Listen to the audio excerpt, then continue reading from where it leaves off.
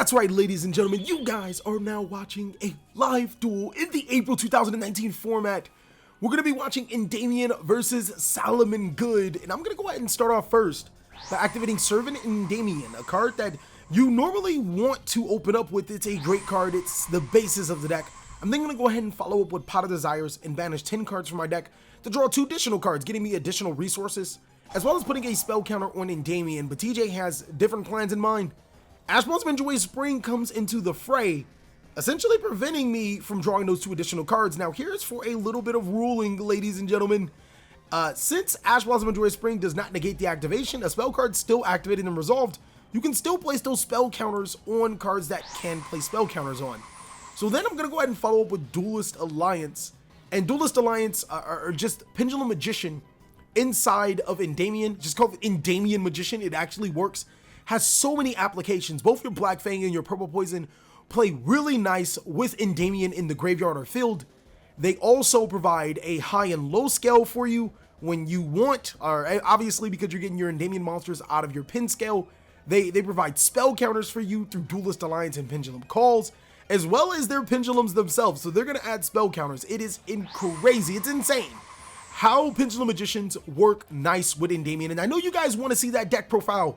Let's see if we can get this video to 350 likes. I am counting on you guys. It's for the new format, so I know you guys can do it. I'm going to go ahead and add Harmonizing Magician and Black Fang Magician from my decks to my hand. And discarding the Dark Worm is probably key. Why? Well, because Dark Worm is going to spell summon itself to the side of the field for free and allow me to add a low scale. So now I have 2 high scales. I have the low scale. I'll be able to Pendulum Summon, but I'll be able to make the Electromite before I can Pendulum Summon through Endymion.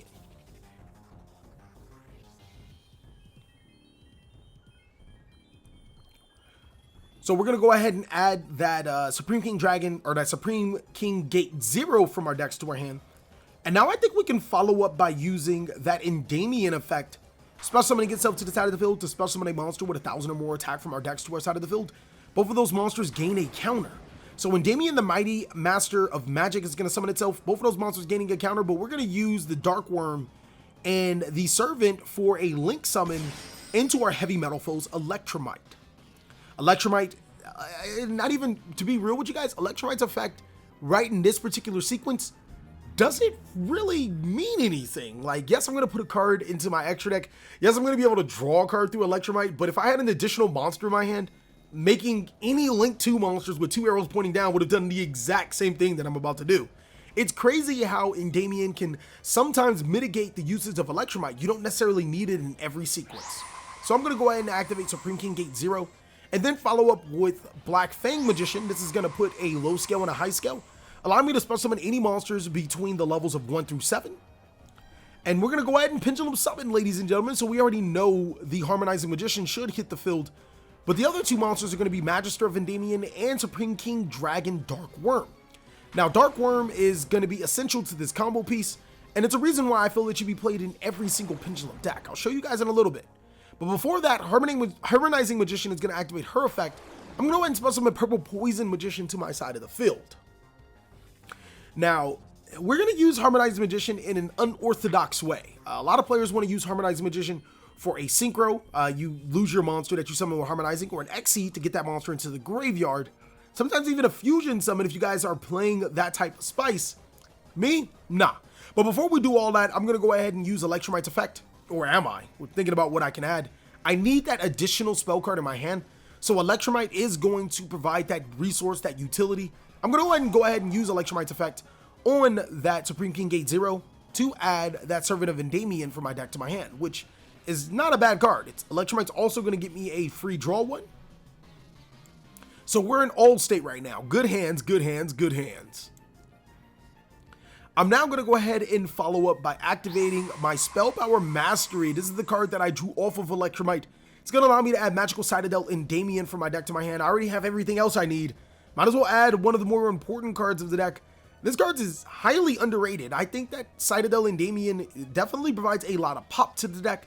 It gets you so much. So we're going to go ahead and activate that Magical Citadel. And basically what it does is each time a spell card is activated from you or your opponent, you can play a spell card on this card when it resolves, and then if you were going to use a monster effect that requires spell counters, you can remove a spell counters from that card instead or as well. So I'm going to go ahead and use Electromite and the Harmonizing and the Poison Magician before I link summon to Saryuja Skull Dread. What? This is weird. This is really weird. Why am I making Saryuja Skull Dread? Mainly because I need to link summon into Guard Dragon LP, and I need those arrows pointing down, ladies and gentlemen. So Guard Dragon LP's effect is going to allow me to special summon a monster from my deck to my side of the field, that being a Morphade Sloth. And here is where Saryuja Skull Dread just comes in handy. Typically, Salamangreat players can summon Salamangreat Fowl or Salamangreat Jaguar and discard Salamangreat Spinny to attack over a Morphade Sloth. In this particular sequence, that's not going to happen. The Saryuja Skull Dread is going to give the Sloth 300 additional attack, meaning it's 2,500, a little stronger and out of those cards' range. I'm also going to tribute summon the Guard Dragon LP for Mythical Beast Jackal King. We are on a road, ladies and gentlemen. We're going to make that Jackal King 2,700 if I'm correct, and then activate the Servant of Endymion to place a counter on our Citadel and 2 counters on our Jackal King. Passing it right back to TJ, he's going to go ahead and normal summon his one of the card that is limited to 1 on the list, and is going to be lost to the Jackal King's effect. So that's pretty much it for this game, ladies and gentlemen. Being able to prevent my opponent from spell summoning for the extra deck, activating spells or monster effects, as well as having a good backup play will typically win you the game. Salamangreat have definitely went through a huge change due to losing the Lady Debug. And Flame Buffalo actually is a really good card. It almost fills the shoes of Lady Debug depending on your hand sequence, but even more importantly, it allows you to draw multiple cards. So what Flame Buffalo does is when it's sent to the graveyard or if it leaves the field, you can discard 1 Cyberse monster to draw 2 cards. In this particular sequence, TJ is going to activate the effect of his Balinx and his Flame Buffalo. And now he's going to be able to discard a Cyberse monster to draw 2 cards, this one being Spinny, and then adding 2 additional cards to his hand since a Salamangreat monster left the field. Yep, there you go, Salamangreat Gazelle. So he's essentially almost able to do the exact same thing with Flame Buffalo. And if you guys want to see this Salamangreat deck profile before the new set, what is the new set called? I keep Dark Neostorm, there we go. Then go ahead and consider checking out my Patreon, ladies and gentlemen. We have some awesome rewards there. One of them is going to be showcasing the Salamangreat deck profile post the Forbidden List. It will be up today. So now TJ doing the normal Salamangreat combos, gonna special summon Mirage Stalio with his Gazelle and his Spinny, and then use that to summon Jaguar, Balinx, plus the Jaguar to make Sunlight Wolf, and then Sanctuary to allow him to link summon into Sunlight Wolf again.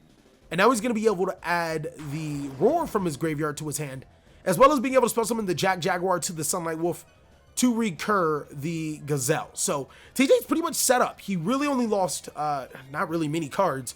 He was able to draw an abundance of riches through Flame Buffalo, and now he's literally embarrassingly rich. He has a card face down. We already know what it is. It's the Salamangreat Roar. I have to play around that.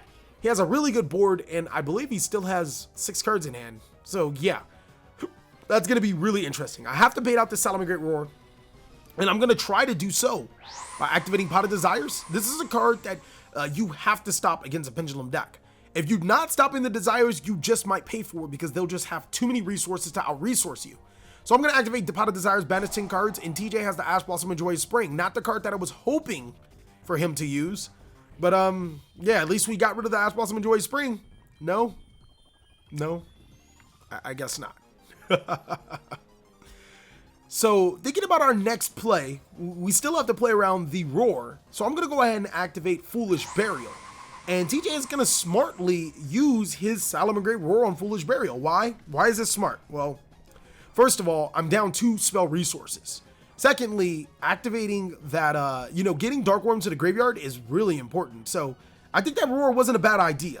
But unfortunately for TJ, we have a card that allows us to play Yu-Gi-Oh! We have the Servant of Endymion. Cards are godsend sometimes. And now we're going to activate Terraforming to place a spell counter on Servant and allow us to add Magical Citadel Endymion. We're going to go ahead and follow up with activating the Endymion, placing a counter on Servant, or 2 counters on Servant, 1 through Terraforming, 1 through Endymion. And if we activate another spell card, we have our 3 spell counters, between our Endymion and our Magical Citadel. Actually, no, we just have 3 spell counters on Endymion. We're Servant of Endymion. What am I thinking?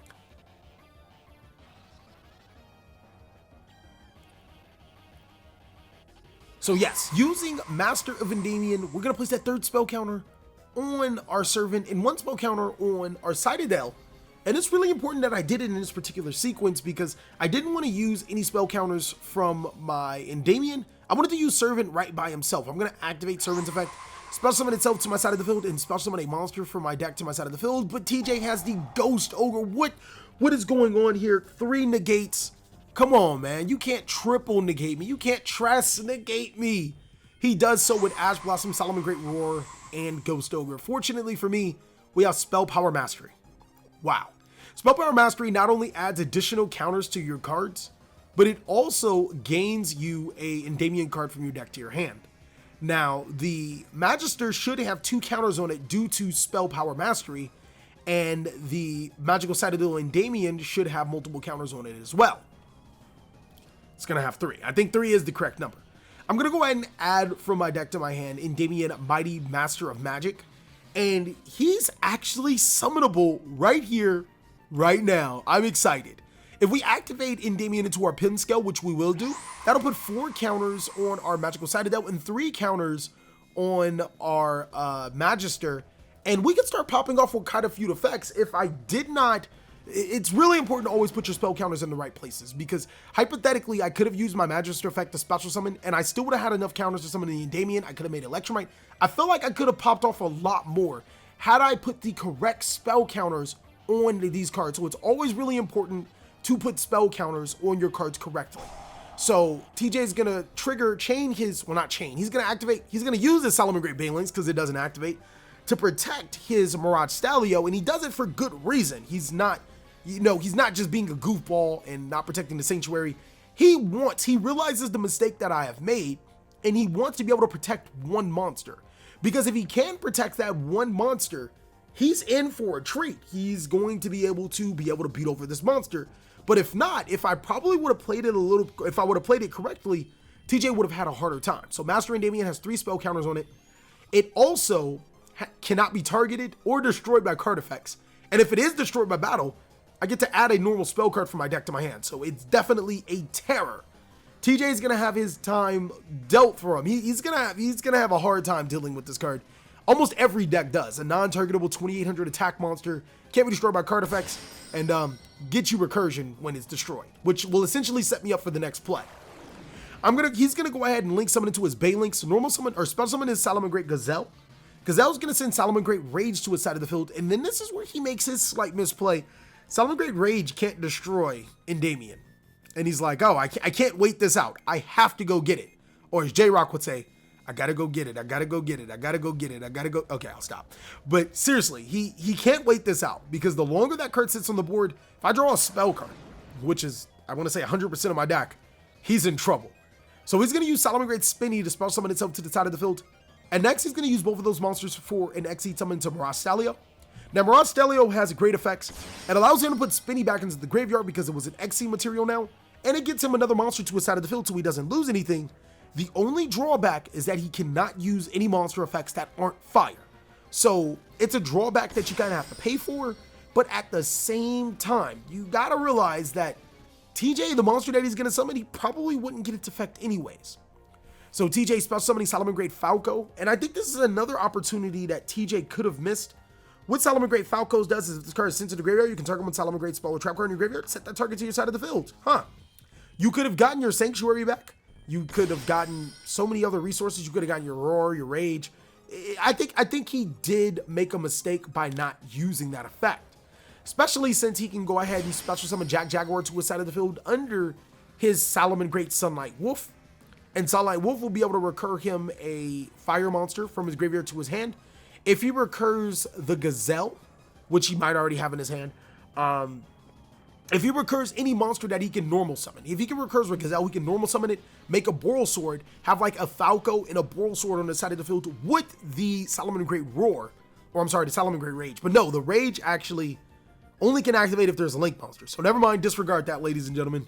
I just feel like he could have made an even better board than Boral Sword Dragon. That's exactly what he's going to do. It's one of the very few monsters that can just attack over Endymion inside of the competitive circuit. But unfortunately for him, I can activate Endymion's effect to add from my deck to my hand. So Boral Sword Dragon's going to hit the field all magnificent and everything. And 3,000 attack is bigger than 2,800. He's going to be able to attack over my Endymion. And I'm not sure if I've said this before, ladies and gentlemen, but if you guys want to see that Salamangreat deck profile post the April 29th, 2019 Forbidden List, then I strongly urge you to join my Patreon, where obviously looking into doing it once Dark Neostorm arises, because we get Signet mining. But until then, I'll have that for my Patreon for the players that want to see the Endymion deck profile. At 350 likes is going to be crucial, ladies and gentlemen. It's going to be really fun to show you how this is built completely different from other Pendulum decks.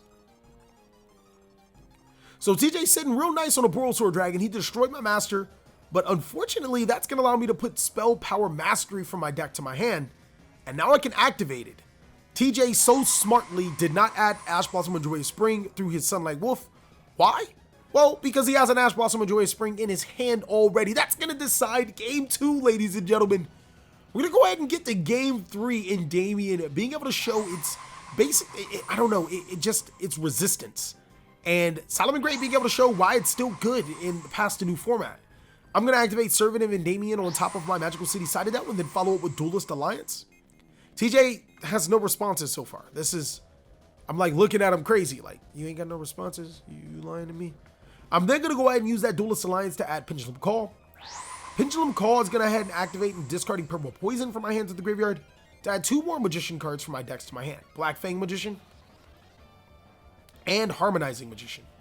Now, looking back, hindsight's always 20/20. I probably should have activated the Black Fang Magician into my scale, which would have made my Servant 3 counters, which means I wouldn't have had to use my Endymion. And then it also would have, no, if TJ would have destroyed it, I would have been able to spell some Purple Poison to my side of the field. So, looking back, hindsight's always 20/20. I think I should have did that. I'm going to use Servant of Endymion using a Magical Citadel as a resource, and TJ has the Ghost Ogre and Snow Rabbit. So, there you have it, ladies and gentlemen. Ghost Ogre and Snow Rabbit destroying the Servant of Endymion is just, man, that's how it is. Unfortunately for him, Servant of Endymion, though, is, yeah, it's not once per turn. Looking at his Pendulum, it's literally not once per turn. It's special summoning it. You can only special summon it once per turn, which prevents you from activating the pin scale. But if a Ghost Ogre and Snow Rabbit so happens to hit it, you can activate it again. So I'm going to add another Servant of Endymion and then realize I've already used my Citadel. And yeah, I didn't even realize it right now. I realized after I shuffle my deck, give it back to him, all that other stuff. And I'm like, wait, I used my Citadel. I can't do anything. I'm kind of stuck here. So I'm going to go ahead and pass my turn right back to TJ. TJ has not so much of a great hand, but he's able to plow through it. He's going to normal summon his Flame Buffalo, and now use Buffalo as a link summon into Balinx. Balinx and Buffalo is going to activate their effects. He's going to discard a Cyburst monster to draw 2 cards, but not before he uses the Sanctuary, or he adds the Sanctuary from his deck to his hand.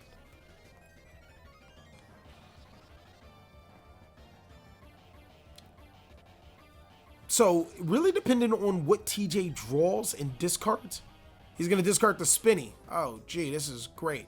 He's going to draw 2 cards from his hand. And does he have the Salamangreat Gazelle? Yep, he has the Salamangreat Gazelle, ladies and gentlemen. This isn't fun. So Salamangreat Gazelle hits the board and allows him to send Salamangreat Roar from his deck to his graveyard. I have no field. TJ could go for game, but if I remember correctly, he doesn't have the hand to. Like, he has a very modest looking hand. So he can't go for game, but he can definitely set up some disruption. He's going to go ahead and link Exceed Summon into Mara Stalio. Stalio's effect detaching the Gazelle to special summon Jack Jaguar from his deck to his side of the field. You guys should already know how this deck runs right about now. I feel like if he had like Salamangreat Foul and Will of the Salamangreats, he would have been able to win. But unfortunately, he don't. So he's going to be able to special summon Salamangreat Sunlight Wolf to his side of the field, then use Sanctuary to make Sunlight Wolf into Sunlight Wolf. And now he's going to be able to recur that roar. I think that going for this negation board is actually still really good, because he's going to have enough disruptions to possibly play through whatever I'm going to do. He's now going to special summon that Jaguar to recur that Salamangreat, and then he's going to inflict 5,600 damage straight mace to the face.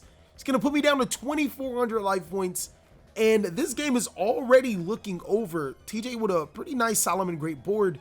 He has the Salamangreat roar face down. He has a pretty nice setup. He is in the driver's seat to take us home. Now, what do I have? Well, we know we have the Servant of Endymion. What does TJ have to follow up with that? We know he has the Salamangreat roar. If I activate the Endymion and he roars it, this could be game, depending on what I drew and everything else. So I'm definitely thinking about it. So it looks like I do have something else really exciting. Crossing your fingers, hoping for an insane game. What is it, TheCaliEffect? Why are you making us wait so hard? I'm going to activate that Servant of Endymion. And TJ, he's skeptical, but he has to use the Salamangreat roar on the Endymion. Don't want that card hitting the field. Don't want that card doing all of its great effects. So I just so happen the Spell Power Mastery in my hand.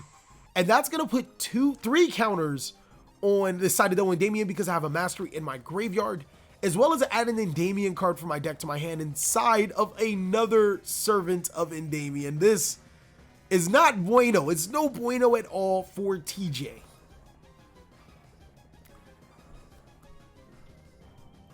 Before I start special summoning out the wazoo though, I'm going to go ahead and activate Black Fang Magician into my scale and follow up with my Servant of Endymion in the scale, putting more counters on my Citadel. And now I'm going to go ahead and Pendulum Summon. I'm going to Pendulum Summon Harmonizing Magician, just Harmonizing Magician to my side of the field. And her effect is going to allow me to special summon a Purple Poison from my decks to my side of the field. And I know you guys are thinking, TheCaliEffect, where did you get this hot mat? It is insane. Well, I got this insanely hot mat from Imperium Duelist, ladies and gentlemen. Go ahead and check out the description where you can get 10% off your entire order by using the TheCaliEffect or TheCaliEffect 10 off. We are too strong. We need to change that. It should be too strong for 10 off. So now I'm going to use Servant of Endymion's effect, removing 3 counters from my Citadel to special summon Servant to my side of the field, as well as getting Endymion the Mighty Master of Magic. In this particular sequence, I think I'm going to want to have to blow up his board and still put up some pretty good usage of my cards. Gotta figure it out. What exactly am I going to do?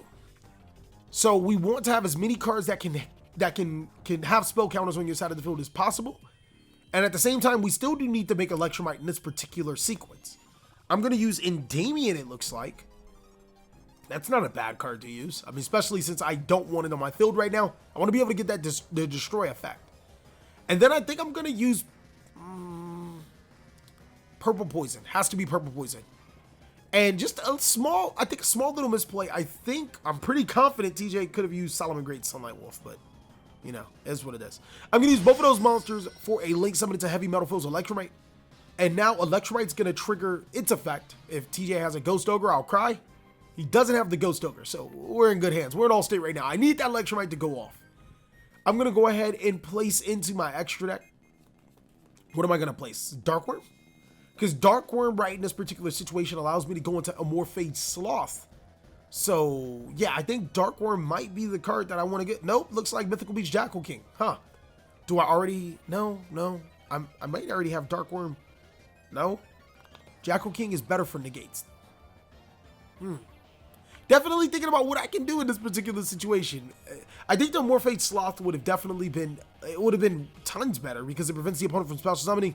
Jackal King is just a little bit of sauce. So now I'm going to use Electromite's effect to destroy the Black Fang Magician. Probably to add the Jackal King from my deck to my hand. No, I'm going to add the Endymion. What am I thinking? Do I even need Jackal King? No, I don't even need Jackal King. So I'm going to go ahead and destroy to add the Endymion. And then I'm going to trigger my Electromite's mandatory draw. And now that I think about it, no, I didn't because I already Pendulum Summoned. What am I thinking? Next, I'm going to trigger my Black Fang Magician, allowing me to special summon Purple Poison Magician to my side of the field. So things are getting saucy, ladies and gentlemen. I'm going to go ahead and activate Mighty Endymion Master of Magic, putting counters on my cards. And now I'm going to special summon him to the side of the field, by removing 5 counters from the Citadel and 1 counter from moving 1 counter. No, it looks like I'm just going to remove them all. And now, since I control 3 cards that I can't put spell counters on, I can destroy 3 cards on my opponent's side of the field. TJ is going to go ahead and respond by banishing the Balinks to protect his well, why do you protect his Sanctuary this time around? It looks like I'm going to be able to make a, nope, it doesn't look like I can make a very powerful board.